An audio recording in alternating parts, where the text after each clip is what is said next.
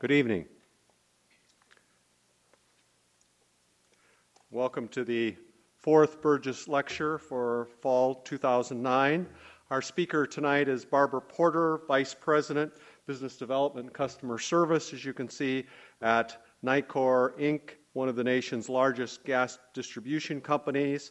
It markets home solutions, customized home warranties, energy efficiency, and energy plans, co-branded with utility companies. Under Ms. Porter's direction, Nicor's call center has earned the designation from J.D. Power as a certified call center that delivers an outstanding customer service experience for the past 3 years. He was saying earlier it's one of 20 call centers out of close to 20,000 in the U.S., and this is what she said in the press release about why she thinks they won the award. Our goal is to understand and consistently meet the needs of our energy partners and our customers. This recertification confirms our commitment to ensure our unique people-focused culture translates into a positive customer experience. Receiving this recognition from J.D. Power and Associates is an honor and a testimony to our employees' dedication to providing courteous service and outstanding value to customers on each call, day in and day out. And in 1991, Ms. Porter founded IBT Solutions, and IBT stands for Integrity Builds Trust, a leading call center in the utility and energy industry. It was acquired by Nicor Services in 2005, and she's involved in that enterprise today. And in the past, she worked for Original Research, customer satisfaction research company, and a venture capital firm. She's on a advisory panel for a national organization and a member of Nicor's ethics committee. She holds a BA in English from Bucknell University. This is her first trip to Notre Dame, so please join me in giving a special Notre Dame welcome to Barbara Porter. Barbara, please.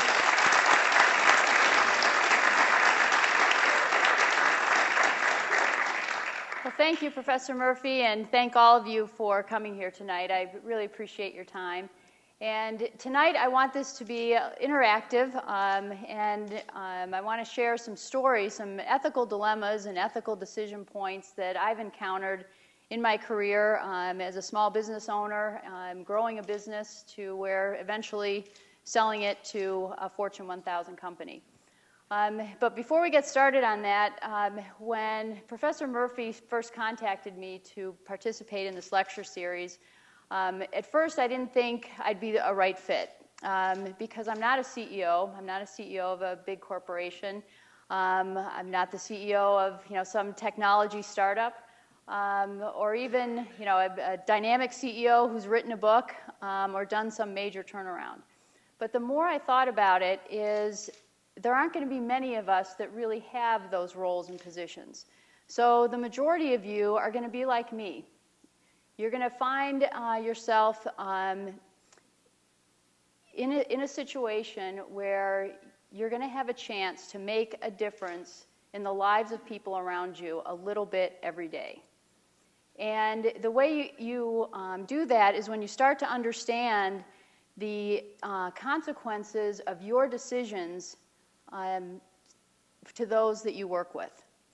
And so that's one of the main reasons I wanted to come and share this story is because not everybody has to be a CEO to really determine the direction of ethics and really determine the type of culture you have within within the dorm where you live, within a class, within a club, or within a company.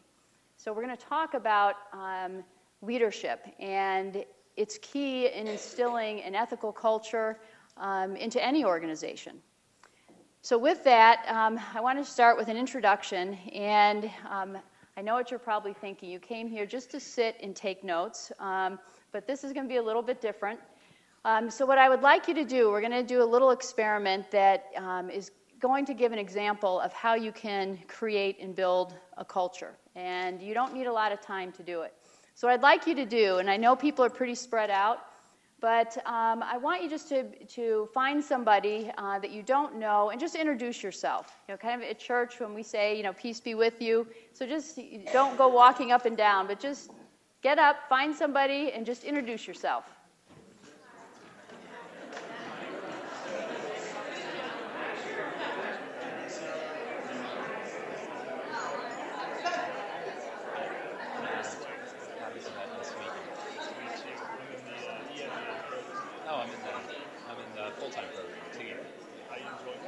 Great so far. How about you?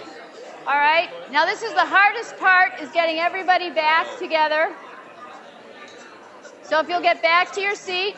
They have you guys on a mod system as well? Well, it's a core semester.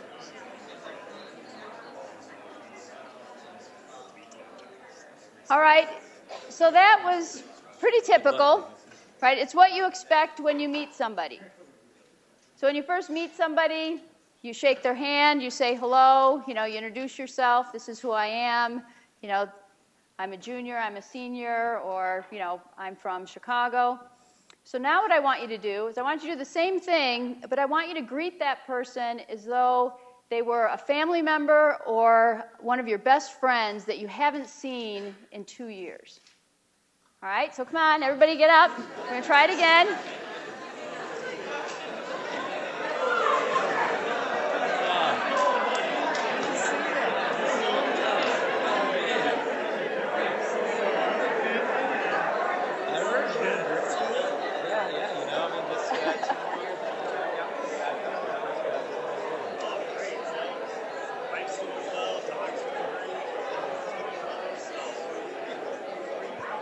All right?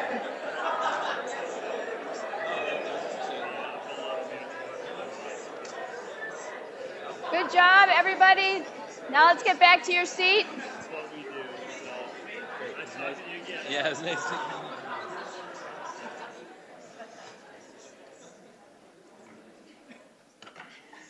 All right. So what just happened? What was the difference between those two things? What did you notice?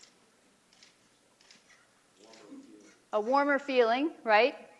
Did you hear the pitch of everybody's voices? You know, it was, oh, hi, right? We even had hugs. I saw people hugging all over the place, right? So that's a culture. We just created, for the next hour, we just created the culture we're going to have here, right? We're going to have a warm culture. It's going to be interactive. It's going to be friendly. And that's the role of a leader. That is your role in any organization, in any group, and the impact that you can have. And you can have that impact that quickly by making the decision, by understanding that the decisions that you make, and you make them intentionally, will have a result, will have a desired result. And that's what we're going to talk about. All right, so just a little background before we get started. As Professor Murphy said, I started a company called IBT Solutions in 1991. And back in 1991, it was a dreaded telemarketing company. So it has a lot of negative connotations to it. So right off the bat, we knew we had to be different. And in 2005, we were acquired by Nicor. So I want to give you a little background first on who Nicor Services is so you understand what we do. And then I'll give you a little background on IBT and some of the specific ethical dilemmas that I faced. And we're going to discuss those to see what would you do. And then I'll share with you what I did in those instances. I made mistakes. It's November. It's my favorite month because it's the time for Thanksgiving. Right? You give thanks for everything you have to be thankful for. And every year, I'm thankful for all the mistakes I made, because that's how we learn. You know, we don't want people to be afraid to make mistakes. So we're going to talk about the decisions that were made and the mistakes I made, but then also the good decisions. And then there's a couple scenarios, and I know you have discussed this in your ethical classes, the gray area. You know, that's the biggest challenge, when you can see, you know, both sides of the story. So does that sound like a good plan? Good way to spend 45 minutes? All right, real quickly, Nicor Services. Nicor Services is the deregulated retail division of Nicor. Nicor is a regulated utility. They serve about 2 million customers in Northern Illinois, natural gas utility.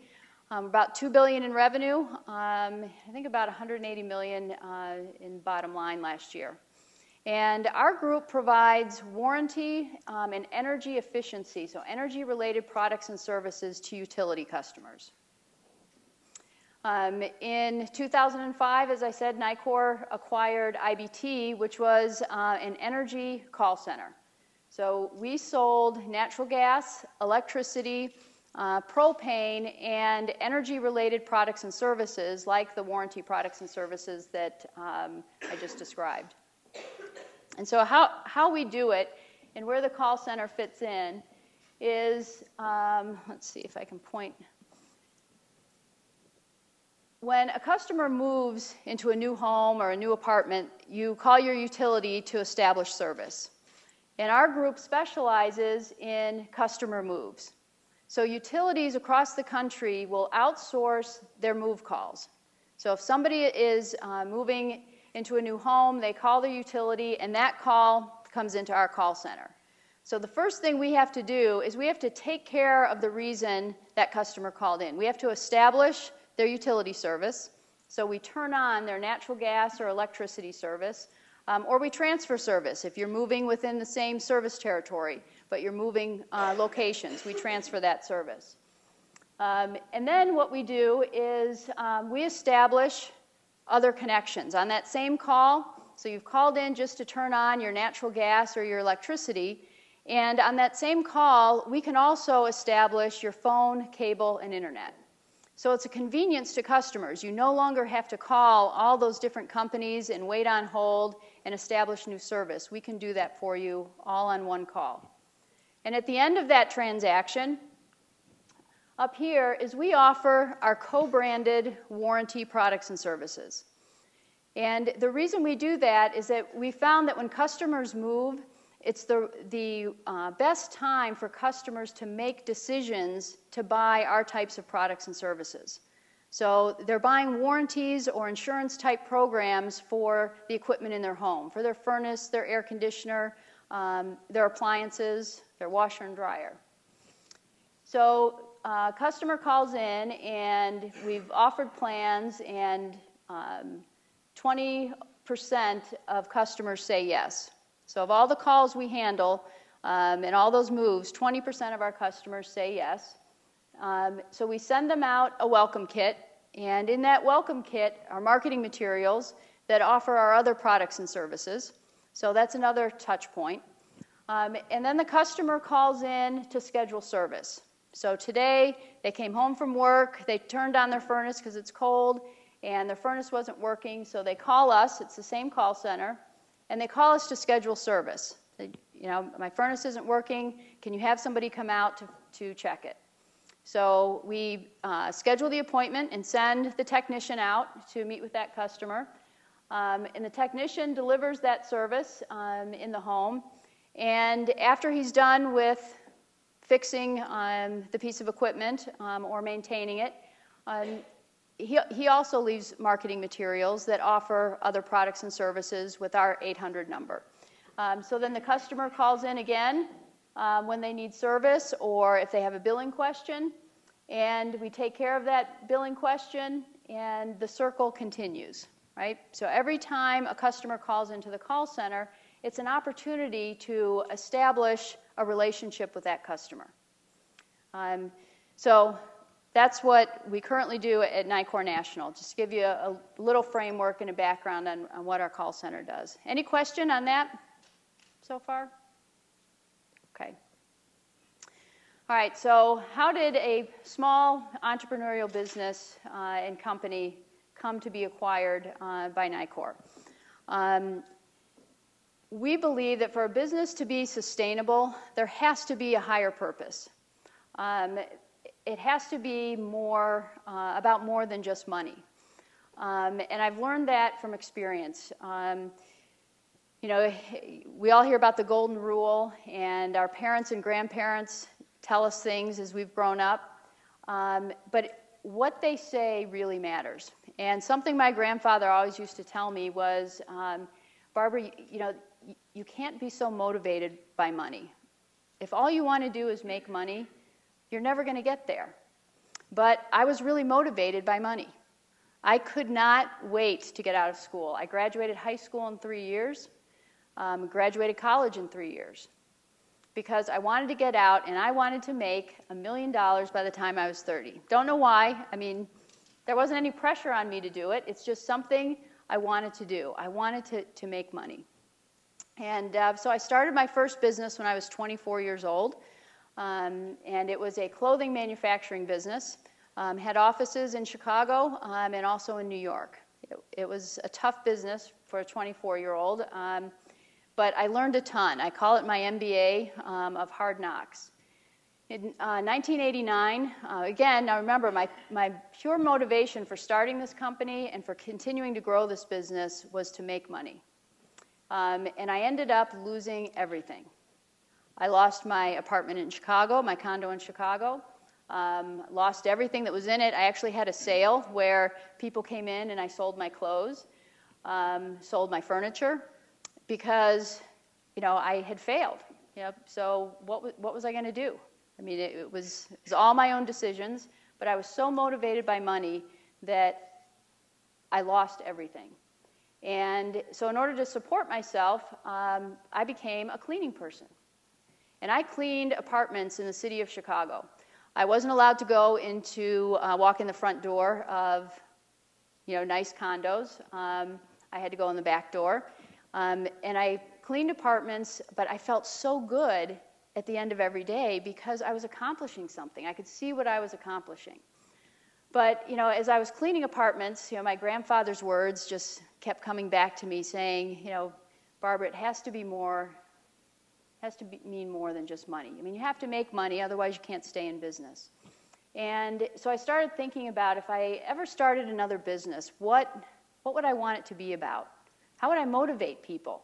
Who would ever work for me again? Because I had already started a business and had lost everything. And so started thinking about the type of environment that I would want to work in.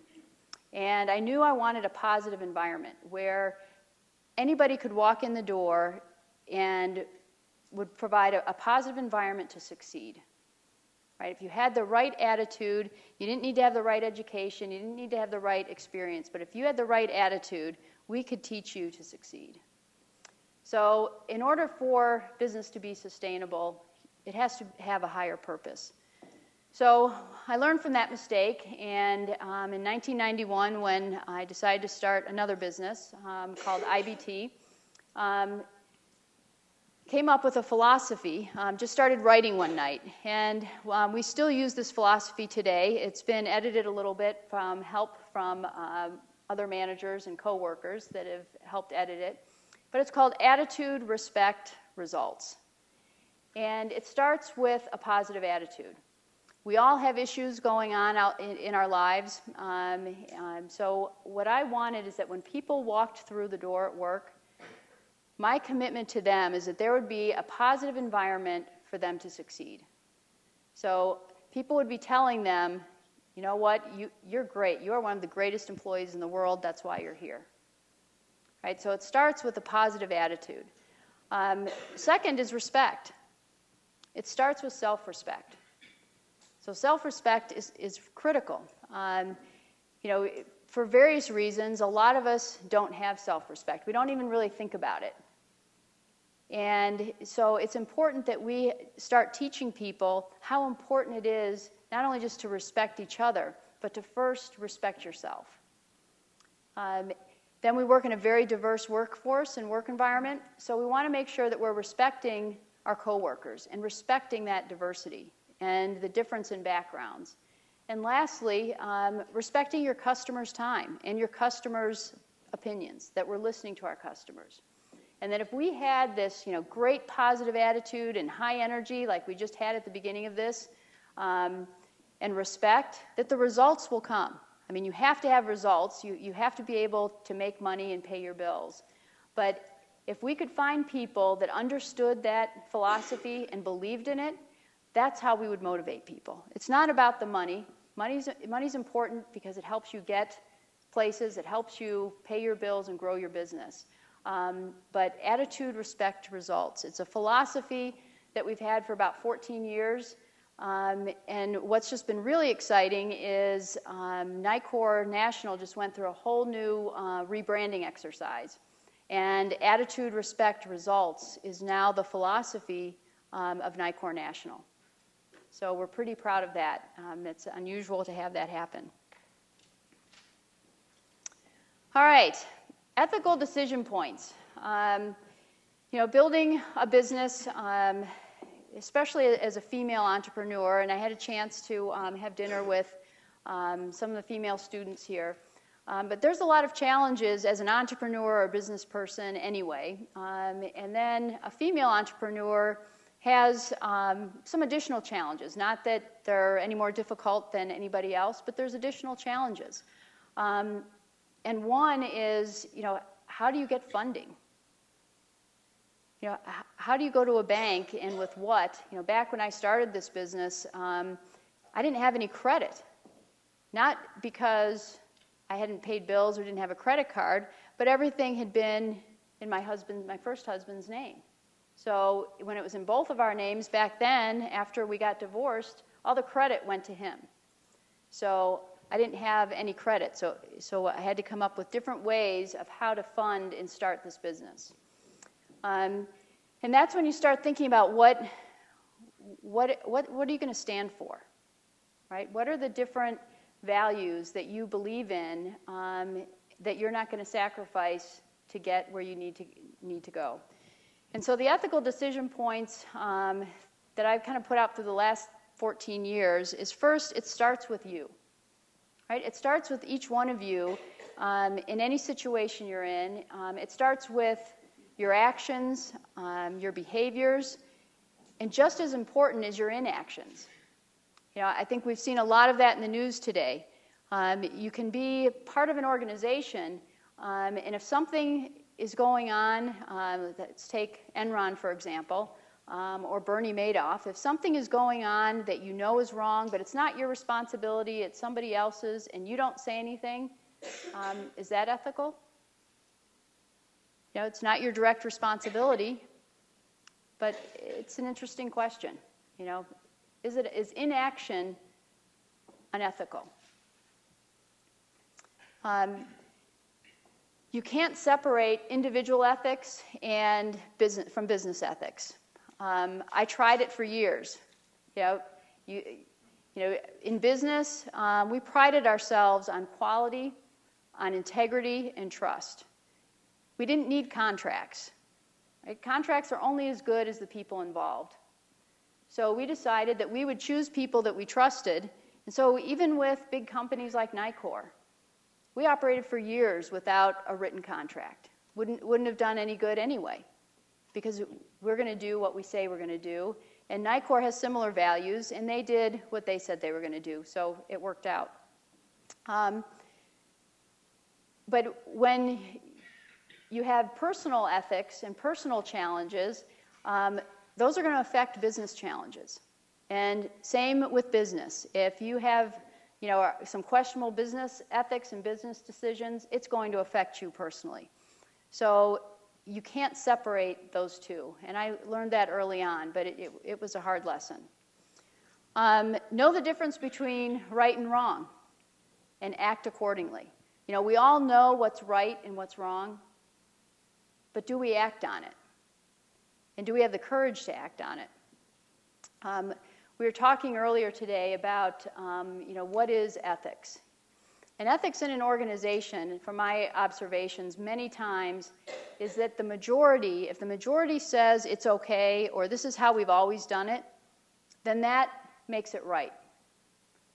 So if the majority is doing something, then that's the right thing to do. And even if you disagree with it, well, everybody else says it's okay, so maybe I'm just missing something. Maybe I don't understand it as well. Because standing up against the majority is hard. It's a lesson my grandmother taught me from the time I was small, is she would say, Barbara, whatever the group is doing, whatever the majority is doing, you do the opposite. And she did that to help me, because we moved every 2 years growing up. From the time I was 4 years old, every 2 or 3 years we moved to a different state. I went to a different school. And as you can imagine, there are some times where the fashion in one part of the country is very different from the fashion in another part. And so she would tell me that lesson to make sure that I still felt good about myself. It was okay to be different. So I got used to going against the majority. And as I got older, drinking. I've never had a drink. Not because I disagree with it or I don't believe in drinking, but it's because I listened to that lesson. Well, everybody else was doing it in high school and in college. And then in college, it just became a game, and I didn't want to lose to see if they could get me to drink, and I wasn't going to lose that battle.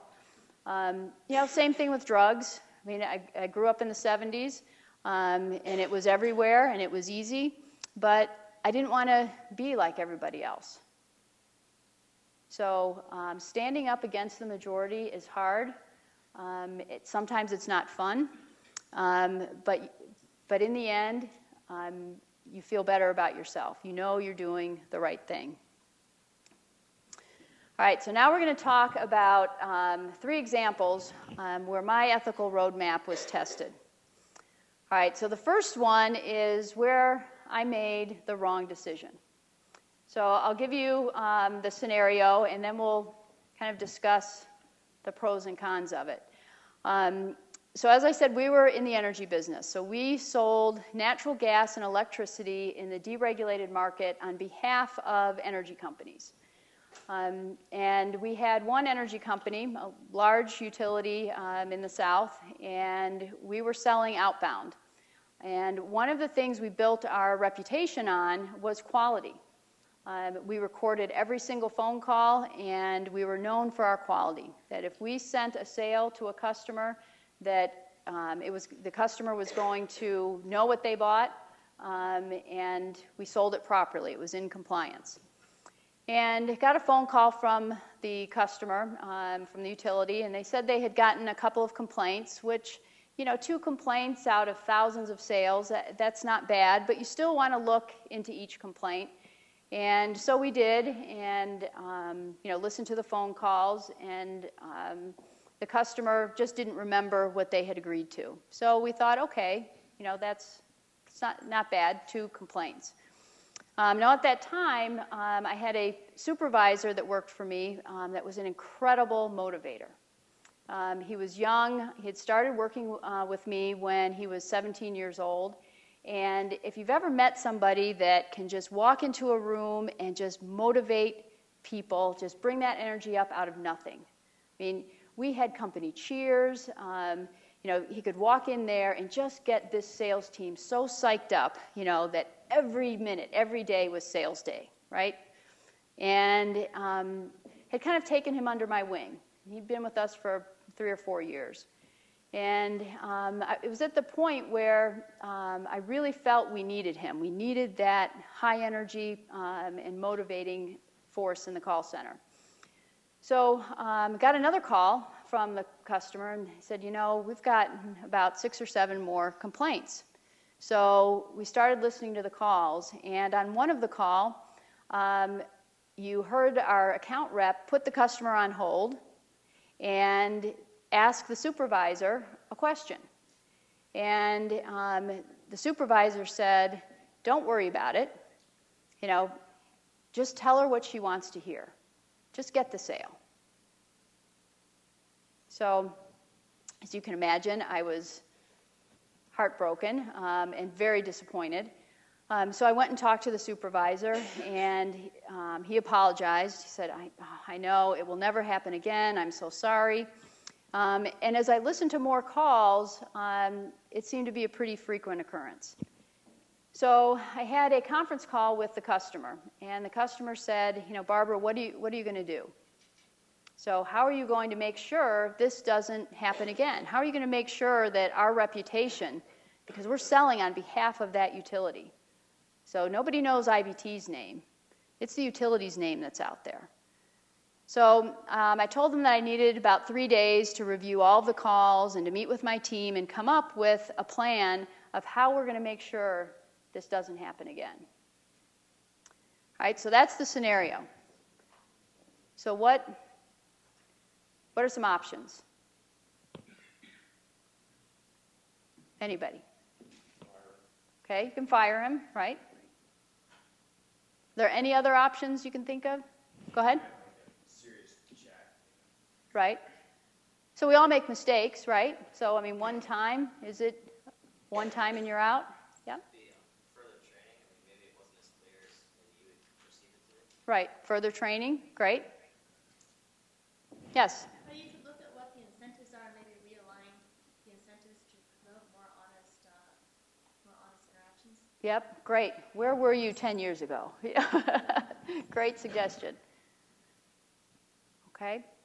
All right, so I'll explain what I did is our management team, our leadership team met together, and we put together a really thorough quality assurance process. It's a process that is probably one of the reasons Nicor acquired us, is for our quality. But we put together this process to make sure that this couldn't happen again. And what it is that we will listen to 100% of our sales every day before we submit them to our customer. I also talked to our supervisor, and I said, you know, in my heart, I really feel the right thing to do is to terminate you. But, you know, he's been with me for 3 years. He promised me he would never do this again. And I was torn. I was torn because I wanted to give somebody a second chance, but I also wanted to do the right thing for the customer. And so I really debated, went back and forth, got on the conference call with the customer, and I explained our QA process. And they loved it. They thought it was great. And they said, well, is that all you're doing? And I said, well, you know, I did meet with the supervisor and, you know, wrote him up, and he's on a last chance. So if this happens again, you know, he won't be with the company any longer. And she said, is that your decision? And are you sure? And I said, yeah, I'm sure. And so I was relieved, right? End of call, I felt good, until about 5 minutes later, because it was a conference call with a number of people on that call. About 5 minutes later, she calls me back personally. She said, you know, Barbara, I really hate to tell you this, but we're going to pull our project. You know, we appreciate, you know, how much work you went through to put together this new QA process. But after listening to those calls, we just really felt that the right decision for you to have made would be to terminate that supervisor. So I sacrificed, you know, by making that decision, you know, and weighing it, I hurt a lot of people in our company, number one, because all of a sudden we didn't have that project for them to work on. So now I'd have to go out and find another one. But secondly, think of the example that I just sent to 50 people, right? So I said it's okay to lie. You know, it's okay to go against all the values that we said we stood for because of talent, right? He was very, very talented, and I felt I needed him, and we did. But what do you think happened? Do you think this person ever crossed the line again? Yep, absolutely. So, you know, it was a tough lesson to learn. It's a tough lesson to learn. It was the wrong decision, but you pay the consequence. And what I learned was that values and integrity are more important than talent.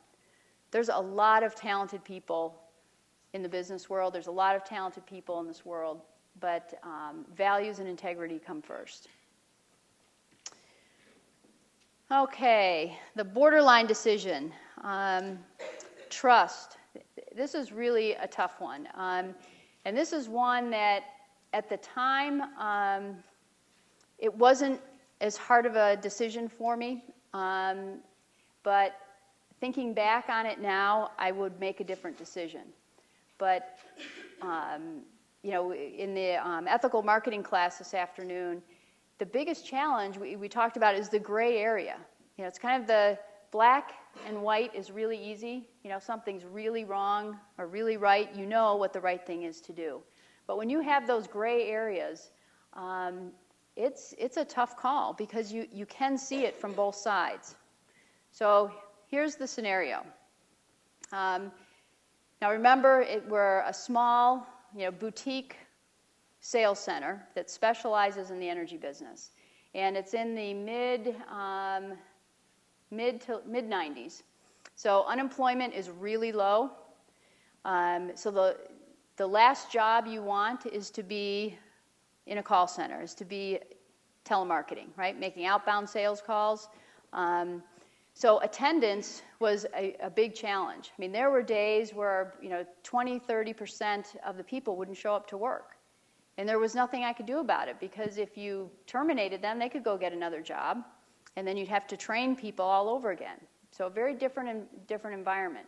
So it wasn't uncommon for 20 to 30% absenteeism every day. And I know you said you worked in a call center, so it's pretty typical. All right, so that was the economic environment. And we had an energy company on the East Coast that had been through a number of small telemarketing companies. And we had made it through the RFP process and proposal process. But the one thing they were concerned about was our ability to keep the same people on the team, because turnover was a big problem in the call center.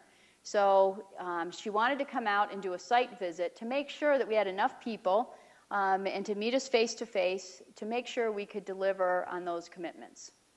So that was great. That's the final step. If somebody comes and does a site visit, we close 90% of the people that come to visit us. So we were very excited, and we needed the business. So it was a Monday morning, and I get to the office, and I had to pick her up at the airport at like 11 o'clock. And I get to the office, and 25 people out of 55 at that time, 55 or 60, didn't show up to work. And it's absolute panic. It's, what do you do? And you're calling them on the phone, and they're not answering, or they're not coming in for various reasons. It's Monday, so, they had a great weekend. They're not coming into work on Monday. So I had to scramble, because, I feel very responsible for everybody that works at the company, because they all have families. A lot of them are single parents. So we have to make sure that we continue to bring in new business. I was a volunteer for a Main Street program, which is in a lot of communities. They have these Main Street programs, which is economic development. And so I called the director of the Main Street program of our community, and I said, I need your help. Do you think that you could call all the volunteers for the Main Street program and just see if you could get, even 5, 10 at the most, to come in from 11 o'clock until 2 o'clock and just sit in at a workstation. I'll give them a script, but they can make outbound calls and call their friends and just talk on the phone. But I need people to be in the call center, because when this customer walked in, I wanted to make sure that when she walked in, she saw a call center that was filled with people, right? So that's called scrambling, right? I mean, it was a tough thing. I mean, how are you going to all of a sudden find 30 people? Well, you can't.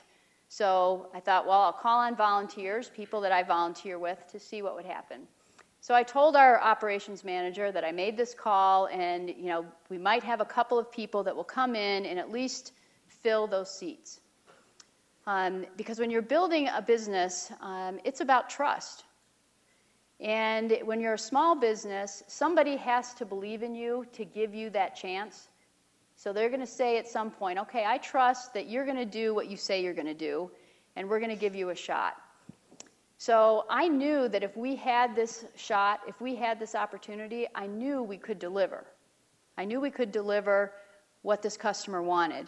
But I also knew that if she came in and saw an empty call center, that she would see, you know what, you're just like everybody else. It's low unemployment, and it's going to be constant turnover and constant training. But I knew that if I could just get her in here and that it could go well. So I picked her up at the airport, and we drove back to the call center, and I walk in, and the place is packed. I mean, every seat is filled, and I have the president of our local bank is in the call center on the phone. I'm not kidding. These are, so the Main Street program are the owners of a lot of businesses. And so a call had gone out that Barbara needs help. This is what she needs. She has this big prospect coming in. And so people came in. Client visit went well. When she would monitor calls, she would only monitor our real employees, so she could actually listen to how we sold, and introduced her just to our own employees, and we got the business. We got the business, and this was a long-term customer until their business was bought by another utility company. But I always just felt funny about that. Even though I delivered everything that was expected, and our team did, so she never had to pay for additional training. We had our top people on that account, top sales organization for their company, and helped them grow the business. But you have to ask yourself, was that the right thing to do? So let's talk a little bit about that. Because you have the responsibility to your employees that if you didn't bring business in, maybe they wouldn't have a job. So it's a great story. I mean, it's a great history. Oh my gosh, a business owner scrambled, got people in there. That's fantastic. We were high-fiving each other. But was it the right thing to do?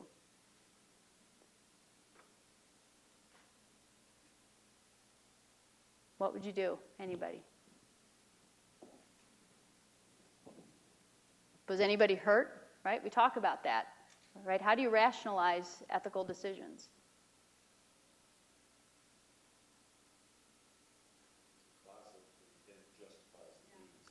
Exactly. Yep. Yeah. So even though nobody was hurt, so the customer was a long-term client and it went really well. But again, the lesson I learned is, what example did I send to 55 people?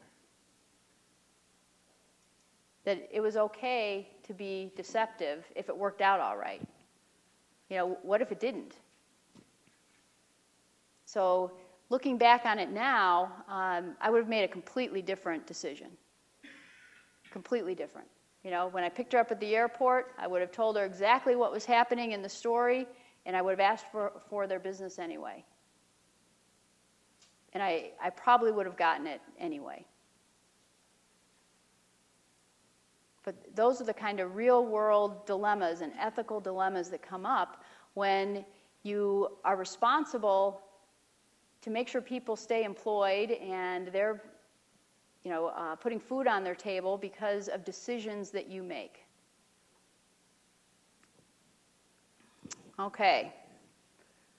The third one, how are we doing on time, all right? All right, so the third one, doing the right thing is never easy. And this story is about an investor. The company was growing, and we needed to add 50 more seats. We already had about 55 seats. We needed to double the size of our company for a contract that we had gotten. But I didn't have the money to pay for that expansion. So I needed an investor. So I put together a business plan, and through actually some people that were doing some accounting work for us, they referred us to this angel investor. So well-known investor. He's invested in a lot of well-known companies, still very successful today. So I put a business plan together, submitted it to various banks and investors. And this particular investor chose our business plan, came out to the call center, said, I really love your business. So he was going to invest several $100,000, $500,000 into the business. So it was great. Got our attorneys together, wrote up the contract, signed the contract. As part of this expansion, we had interviewed a new operations manager. We were going to be moving him and his family from Boston to Chicago. Now remember, I don't have money for this expansion, so I need the investors' funds to pay for the new employees, to pay for the new lease, because we were going to expand and add about 10,000 square feet to our call center. We had to buy 50 workstations, computers, phones, chairs, headsets. And so we signed the contracts on a Friday, and on Monday we were supposed to meet at the bank. And that's where the funds, we had set up a joint account through the contract, and all the funds were going to be transferred into this account on Monday. I show up at the bank, and the investor's not there. So made a few phone calls, left messages, sent faxes back then. We didn't have emails yet. And this went on for about a week. And so I called the person who had referred me to this investor. And I said, you know what, we'll find out where he is. Don't worry about it. So a couple more weeks go by, and I'm panicking because the person's supposed to move from Boston and move his family. So I call him, and I tell him what's happening. And I said, you know what, in good conscience, I can't have you move your family out here because I don't know if I'm going to have the money to pay you. It's been 3 weeks. I haven't heard from this investor. So he wasn't happy, but at least I didn't move his whole family out here. So a few more weeks go by and still don't hear anything, so I call his attorney. And his attorney said, oh, did we put power of attorney in the contract? Let me see. Puts me on hold, comes back.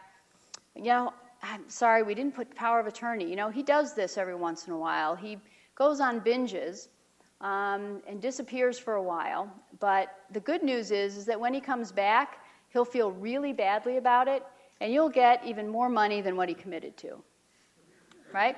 So just don't worry about it. This is how business is done. So in the meantime, these are true stories. This is really what happens, because we're all human. So in the meantime, I have a landlord who's expanding, starting work on 10,000 square feet. I have a delivery truck that is delivering 50 new workstations and 1 million pieces and chairs, and I don't have any money to pay for it. And also had a operations manager that he wanted to be put in place. So besides the senior guy that was coming from Boston. So I was paying his salary. And so I went to his home. I knew where he lived. He lived locally. And went there on my own, walked in his house because nobody answered the door, and his door was open. And he's sitting there in a chair. He's watching a football game, and he's obviously intoxicated. And so I say, what is going on? Do you realize I have all of these things, and this is what's going on in the business, and I don't have the money to pay for it. You didn't put the money in the account.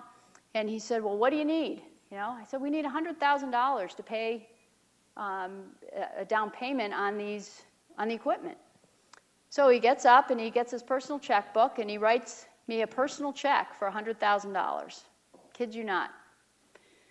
All right, so I take that check and I deposit it in the bank, and I'm able to make payroll. I'm able to pay the people. But it just wasn't a good situation. I was not feeling good about it. So I went to the landlord, who had been my landlord for about 6 years, and I explained the situation. Look, here's what's happening. I don't know if I'm going to have the money. I brought him the contract so he could actually see that we had a written contract. And he said, I don't know whether to punch you or hug you. And he said, but I'm going to let you out of this lease. And he said, if he happens to resurface, let me know, but, just keep your business going. Do what you can to keep your business going. So that was a relief. All right, if I was out of the lease, then that means maybe I should call the equipment manufacturer and the chair company and call Dell and tell them the same story and tell them that right now I can't keep that commitment. And so you can deliver the furniture, but I'm telling you now I can't pay you. You can deliver the equipment, I can't pay you. So 3 months this went on. I mean, I lost about 20 pounds, I kid you not, in 3 months. I mean, it was a stressful, stressful time because I just couldn't understand it. So out of the blue, I get a phone call from his attorney. And he said, Barb, good news, he's back. He wants to meet with you on Wednesday. And he said, but I have some advice for you.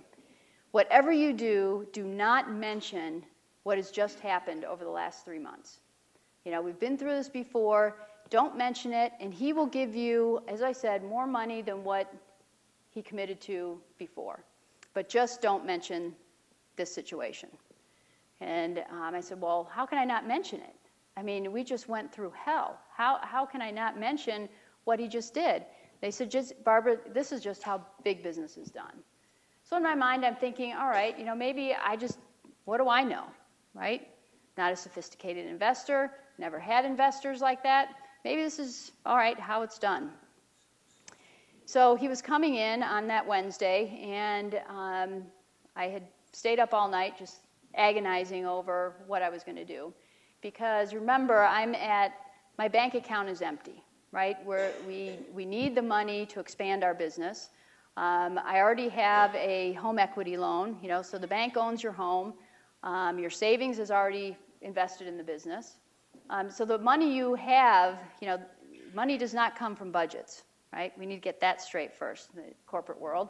Money comes from providing a service to customers and getting paid for it.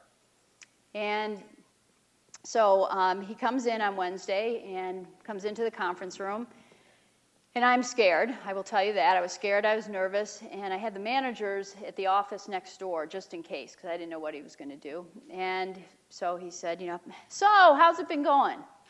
And I said, well, you know, things have not been going so well.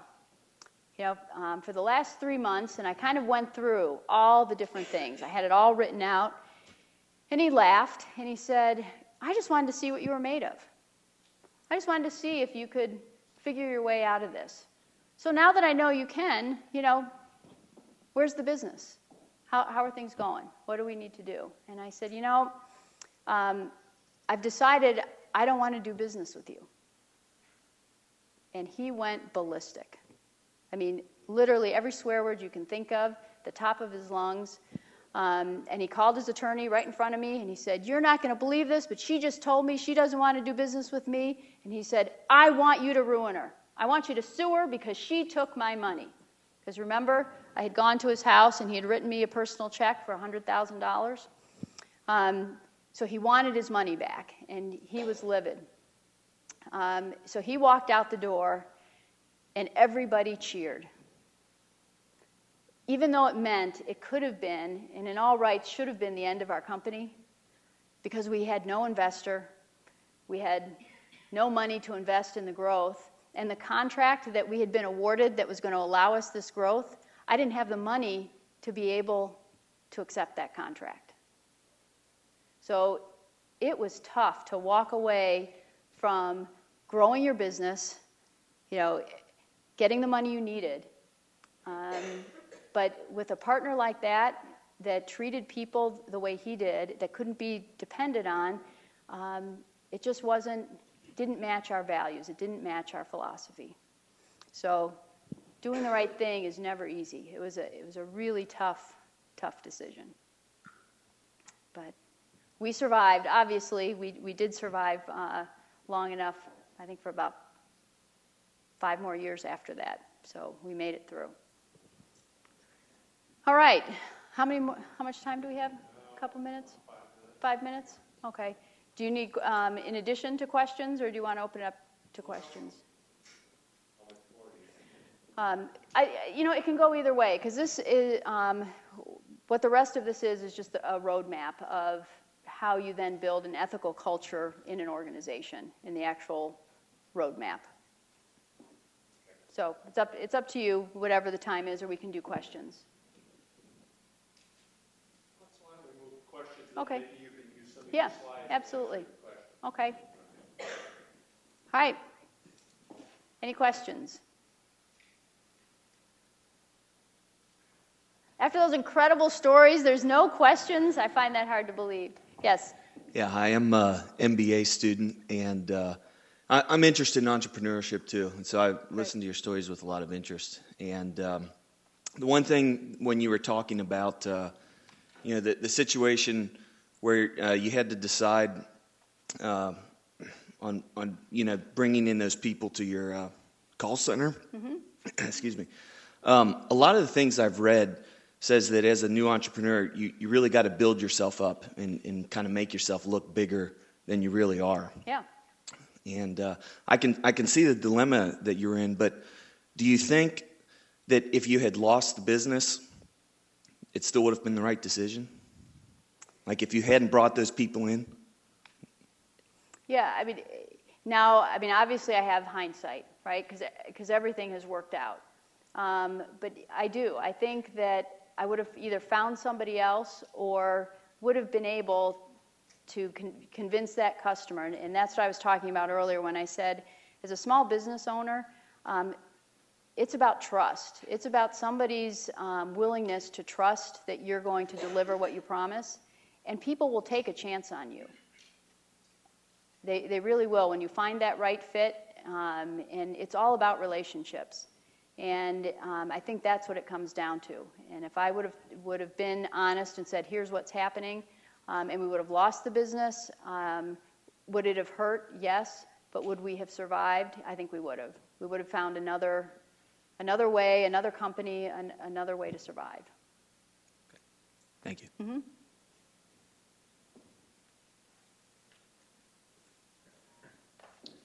I think we were all the stories are great, so I think that's why the questions take some time to. Yep. You're just taking it all in. Thanks. So, one question is, when do you not fire an employee? Because often you do want to give them a second chance. And is it every lie an automatic termination, or are there some gray areas in that space? That's a great question because, and that's where you have to decide what you will not tolerate. It's just one strike and you're out. And I'm always for giving people second chances because I wouldn't be where I am today if somebody hadn't given me, second and third chances. So I think it's where you have to judge that person's character and weigh the risks of those and consequences of the risk you're going to take. But it's tough. But I'm more in favor of giving people a second chance with very clear expectations of what you expect their behavior to be from that point forward. But it's hard just to say, no more. What should students look for who are interviewing for jobs in corporate culture? You can't get a full appreciation of interviewing, but when they go on site and talk to people, what advice do you give these future employees as to things to look for for more ethical culture? Sure. I think first you have to decide what type of environment you want to be in. And so assuming you want to be in an ethical environment, the first things you look for are the physical things. So you want to see, are the values posted? Is there a mission statement and values? Is there recognition for certain behaviors and performance that you see posted and people being recognized for living the values? So it's very easy just to post your values on a wall, and they don't mean anything unless you can bring them to life. But you first want to look for, do they even have values? And if they have values, are they posted? Can you see them in various places? And then I would say, can you give me an example of, so ethics and integrity. What does living ethics and integrity mean in your business? So I would ask for those living examples of their ethics, of their values. Okay, one last question. Okay. In marketing and sales, kind of especially, it seems like there's such a fine line between sales puffery, I guess, and almost misleading the customer. I read today that Kellogg's kind of in some hot water about putting that their cereals promote immunity on their boxes, and it may or may not, depending on what vitamins it has, but that's not the point. have you found it's especially difficult, or at what point do you distinguish between puffery and or trying to make a sale and misleading the customer? Yeah, and that's a great question, because that is marketing's job, is to promote products and services, right? And sales too. So when you're presenting products and services, you do want to highlight the benefits, but you can't expand on those benefits that aren't true. So if it was published in a paper, or would you buy that product or service, if you know it isn't true, or it's stretching the truth, you can't stretch the truth so that it's a lie. And that's why there's so many disclaimers. But there's ways to always position the benefits of your products and services. So I think it also goes back to the companies that you're interviewing with. Do you believe in their products and services?